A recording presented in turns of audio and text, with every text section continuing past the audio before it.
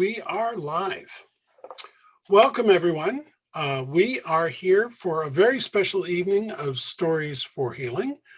Tonight, we have a double header. We have two storytellers to grace us with their stories about healing tonight.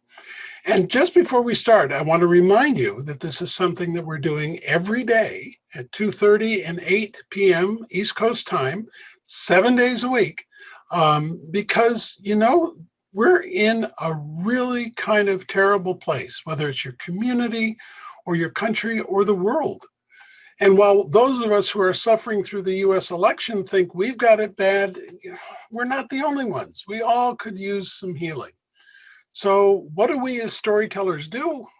We tell stories, and we come out with our hearts open and ready to help us all heal. Heal by telling, and heal by hearing, and heal by just being around. Well, folks, we have another story tonight. We have a story from Kristin. And Kristin, you've already unmuted. Good for you. Would you please, I got to take this off. Please tell us a story. Everything I'm about to tell you really happened. I'm standing in front of the polling station in Allentown, Pennsylvania, 2016. I've just cast my vote and I've made another decision. I decide to stay. I reach into my pink bag and I pull out a sign. It's not unusual to see people with signs at a polling station, but it was a little bit different what I had on my sign. It was just 2 words and it said free hugs. And I'm dressed in my typical Tuesday outfit. I've got a pink panda free hugs t-shirt on and a very brightly colored jacket. It's got pink, lime green, turquoise, black and white flowers, paired with black leggings and my power shoes, my unicorn rainbow Mary Janes. Now in 2016, like now, tensions were running high.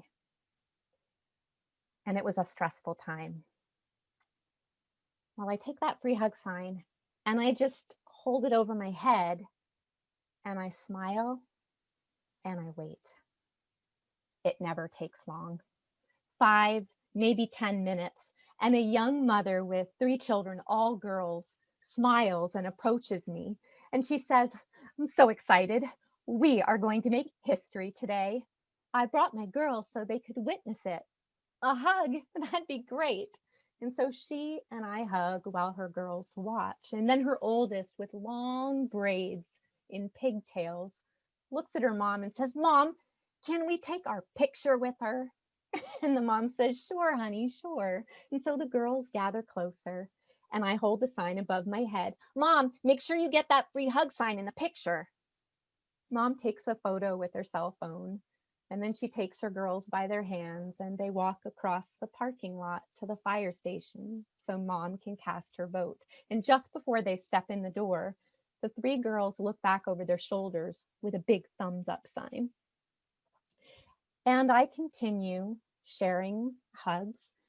And after a while, another woman approaches me and she's dressed very differently from me. She looks exquisite. Designer labels from head to toe, and in her very well manicured hand, a Gucci bag. She's got her hair pulled back into an elegant French twist. And she sort of eyes me up and down. There's this wry smile on her face. And she steps closer and she says, I've a feeling we're voting for 2 very different people today. But I like your sign, I like your style, and I like this idea. Come here, let's hug.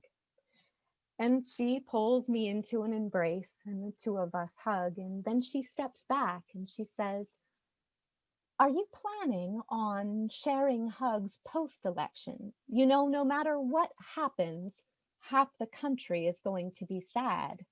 They're going to need you even more tomorrow. And I smile and say, honestly, I hadn't thought that far ahead. I only knew I wanted to do this today. And then she turns and walks across the parking lot to the fire station to cast her vote. Now, it's not only women who stop, there are men too. There's a gentleman, and he's dressed in a black leather jacket. He's got pressed jeans and dress shoes. And as he's walking by, well, he doesn't stop. He sort of shakes his head, and loud enough so I can hear, he mutters under his breath, "Silly hippie." And I start to laugh and I respond. I say, "Yeah, that's pretty accurate. That kind of sums it up."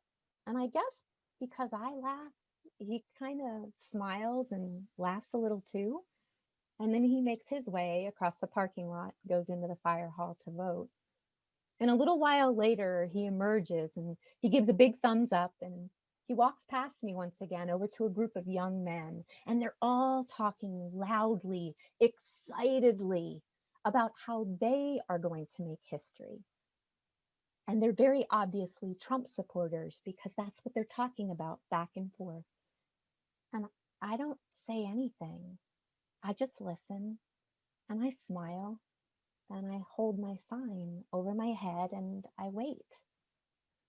And then an older woman approaches me. She's got beautiful white silver hair. She's wearing a turquoise poncho and it makes her eyes just pop. They sparkle. When she spots my sign, she comes walking right over and she says, "A hug? My goodness, yes, I'd love a hug. So excited to make history today. You know, I'm 83 years old and I have never missed an election." We hug each other and I thank her for voting all those years. And she says, "Honey, I don't take it for granted." And then with a smile, she walks across the parking lot and gets in line to cast her vote. And then I see him. And I admit I'm kind of frightened. He's dressed in fatigues and he's got a black hoodie with the hood pulled low over his forehead. He's wearing large black combat boots and he's scowling. I can feel the anger coming off of him. His eyes are downcast, not making any eye contact.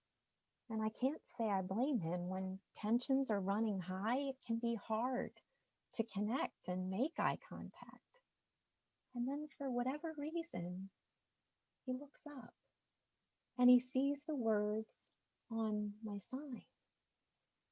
He doesn't say anything, but he opens his arms and he slowly walks toward me. And I open my arms wider and I take a step toward him, and wordlessly we embrace. We embrace for a long time. And I can feel as his body language shifts. It goes from tense and rigid to relaxed and soft. And as we hug, our breathing starts to sink together, rhythmic, slow, calm. We continue hugging until he breaks the embrace and he takes one step back and he looks me deep in the eyes and he says, "Thank you. I really needed that today." And I say, "Thank you. I needed that too." And then with the tiniest smile on his face, he turns, walks across the parking lot, and gets in line to vote. Then a little while later, he emerges and he returns to me and he says, "Hey, would it be okay to share another hug, one for the road? Would that be all right with you?" "Oh my gosh, that'd be great. I'd really like that." And we embrace a second time and he makes his way over to his car.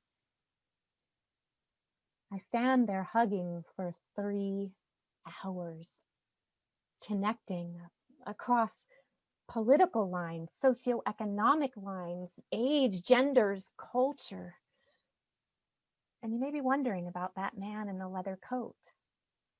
He'd been watching, I guess, And he came back over to me and he said, you know, I still think it's kind of silly what you're doing, but it's kind of nice. And you made me think of my son. My son's autistic, rarely verbal, but boy, does that kid love hugs. And I look at him and I say, hey, this might sound kind of strange. I don't know, maybe it's weird, but what if I share a free hug with you and then you take that hug home and share it with your son? What do you think? And he's now got a huge smile on his face and he says, I think that sounds like a great idea. And he opens his arms and we hug. And then we break the embrace. And he's still smiling and he's kind of laughing a bit. And he says, I still think you're a hippie, but that was really great. And he turns and he walks back over to the young men.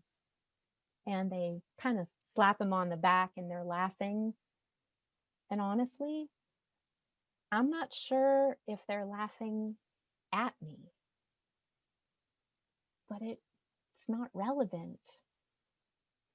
That's not really what mattered.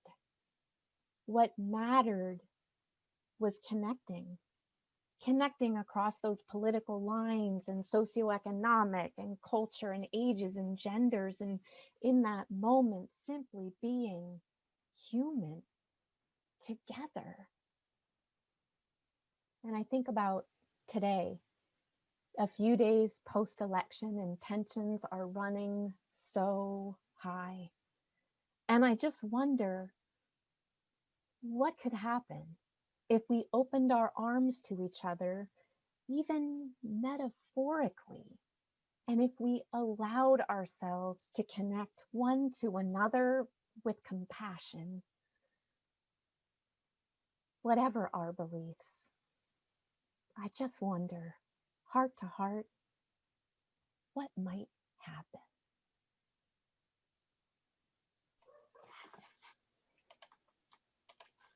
Oh, wonderful, wonderful.